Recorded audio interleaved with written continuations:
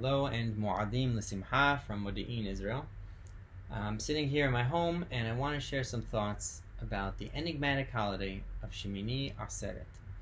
It follows 7 days of living in Sukkot, temporary dwellings, in order to remember for generations, as the Torah says, how our ancestors lived in temporary dwellings when God took them out of Egypt and they were wandering through the desert. And it was that generation that received the Torah, and the Torah says that after the 7 days of Sukkot, the 8th day is also a holiday, where we leave the Sukkot, we re-enter our homes, and I believe that this is meant to commemorate something that was about to happen.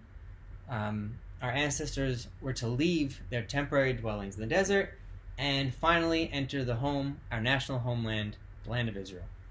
And I think that that's why Shemini Aseret is unique among the holidays in the Torah, that it has no observances or rituals attached to it.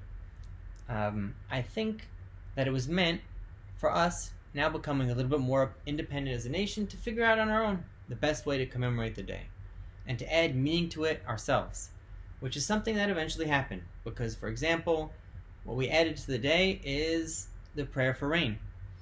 Once we are living in the land of Israel, rain becomes crucial. As the Torah constantly repeats, we're dependent on God's blessing of rain for our survival. And another thing that we add to the day, once the practice became widespread of reading the Torah on an annual cycle, this day was chosen to finish the cycle, because we want to read Moshe's blessing to the tribes of Israel and his vision of them prospering in the land. And we start Sefer Yoshua, the book that chronicles the settling, the conquest of the land. And so, Shemini Aseret now is also known by another name, Simchat Torah. In Israel, where it's a one-day holiday, it's just one day with two names. In the diaspora, where it's a 2-day observance, so the first day is known as Shemini Aseret, and the second day as Simchat Torah. But what else can we take from this day in our own generation?